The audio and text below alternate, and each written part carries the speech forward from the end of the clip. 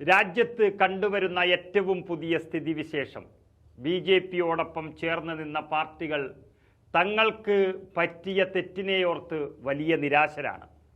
ഒരു കാലത്ത് പഞ്ചാബിലെ അധികായകരായിരുന്ന ശിരോമണി അകാലിദളിന് ഈ തെരഞ്ഞെടുപ്പ് നിലനിൽപ്പിനായുള്ള പോരാട്ടമാണ്.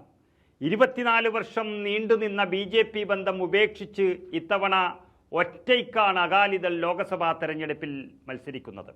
ബി.ജെ.പിയോടൊപ്പം കൂടിയതാണ് പഞ്ചാബിൽ പാർട്ടിയുടെ ഇത്രയും വലിയ തകർച്ചയ്ക്ക് കാരണമായത് എന്ന് അകാലിദൾ നേതാക്കൾ ഉറപ്പിച്ചു പറഞ്ഞിരിക്കുന്നു.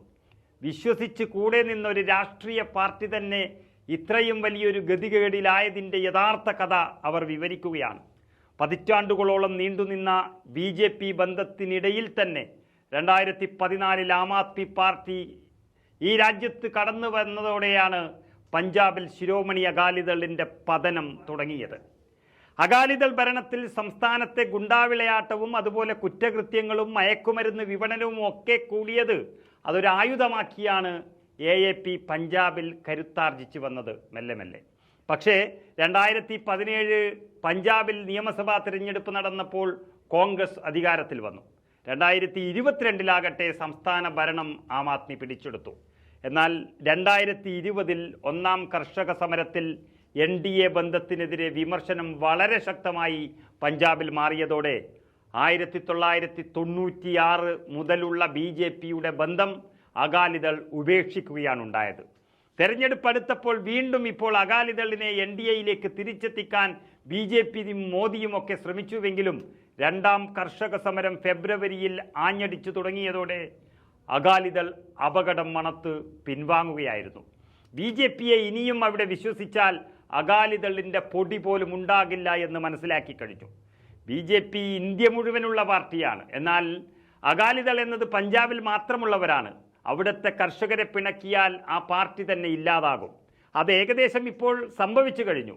എന്നാൽ ഈ ലോക്സഭാ തിരഞ്ഞെടുപ്പിലും പരമ്പരാഗത വോട്ട് ബാങ്കായ കർഷകരുടെ പിന്തുണ തിരിച്ചു പിടിക്കാൻ കിണഞ്ഞ് ശ്രമിക്കുകയാണ് പാവം അകാലിദൾ എന്ന പാർട്ടി. ബി.ജെ.പിയെ വിശ്വസിച്ചു പോയതിന് കിട്ടിയ കൂലിയാണിത്. മറ്റു പാർട്ടികളിൽ നിന്നും വ്യത്യസ്തമായി ഗ്രാമമേഖലകളിൽ അടക്കം ഇപ്പോൾ ജനസഭകൾ സംഘടിപ്പിച്ചും ഭക്ഷണമടക്കം വിതരണം ചെയ്തൊക്കെയാണ് അകാലിദൾ സ്ഥാനാർത്ഥികൾ ഇങ്ങനെ വോട്ട് തേടുന്നത്. പഞ്ചാബിൻ്റെ യഥാർത്ഥ പാർട്ടി തങ്ങളാണെന്നും ബി.ജെ.പിയുമായുള്ള സഖ്യം തെറ്റായി പോയെന്നും തുറന്നു പറഞ്ഞുകൊണ്ടാണ് അകാലിദൾ സ്ഥാനാർത്ഥികളുടെ പ്രചരണം എന്നുള്ളതാണ് ഏറ്റവും ശ്രദ്ധേയമായുള്ളത്. അതായത് ഈ രാജ്യം ഭരിക്കുന്ന പാർട്ടിയോടൊപ്പം കൂടിയത് ഞങ്ങളുടെ തെറ്റായി പോയി എന്ന് ഒരാൾ വിളിച്ചു പറയാൻ, അല്ലെങ്കിൽ ഒരു പാർട്ടി വിളിച്ചു പറയുകയാണെങ്കിൽ ആ രാജ്യം ഭരിക്കുന്ന പാർട്ടിയുടെ അവസ്ഥയും നമ്മൾ മനസ്സിലാക്കേണ്ടതാണ്. എത്രത്തോളം പ്രതിഷേധം അവർ നേരിടുന്നു എന്നുള്ളതാണ് ഇതിൽ നിന്നും വ്യക്തമാകുന്നത്. അകാലിദൾ സ്ഥാപക നേതാവും ദീർഘകാലം പഞ്ചാബിലെ മുഖ്യമന്ത്രിയുമായിരുന്ന പ്രകാശ് സിംഗ് ബാദൽ അന്തരിച്ചതിന് ശേഷം മകൻ സുഖീന്ദർ സിംഗ് ബാദലിൻ്റെ നേതൃത്വത്തിൽ നടക്കുന്ന ആദ്യ ലോക്സഭാ തെരഞ്ഞെടുപ്പിലെ ഫലം പാർട്ടിക്ക് വളരെ നിർണായകമാണ്. NDA സഖ്യം ഉപേക്ഷിച്ചുവെങ്കിലും കർഷക സമരം തുടരുന്നതടക്കം നിരവധി വെല്ലുവിളികൾക്ക് നടുവിൽ നിന്നാണ് അകാലിദൾ ഈ തെരഞ്ഞെടുപ്പിനെ നേരിടുന്നത്. ചുരുക്കത്തിൽ ഈ തെരഞ്ഞെടുപ്പ് അകാലിദൾ എന്ന പാർട്ടിക്ക് ജീവൻ മരണ പോരാട്ടമാണ്. ഏതായാലും പഞ്ചാബിൻ്റെ മണ്ണും മനസ്സും അറിയാവുന്ന ഒരു പാർട്ടിയെ ആ മണ്ണിൽ തന്നെ ഇല്ലാതാക്കിയത് ബി.ജെ.പി ബന്ധമാണ് എന്ന് തിരിച്ചറിഞ്ഞതാണ് ആ സംസ്ഥാന തെരഞ്ഞെടുപ്പിലെ മാത്രമല്ല ഈ രാജ്യത്തെ തന്നെ ഒരു രാഷ്ട്രീയ സവിശേഷത എന്ന് പറയുന്നത്. ഇനിയും കുറേ പാർട്ടികൾ അത് തിരിച്ചറിയാൻ ബാക്കി കിടക്കുകയാണ്.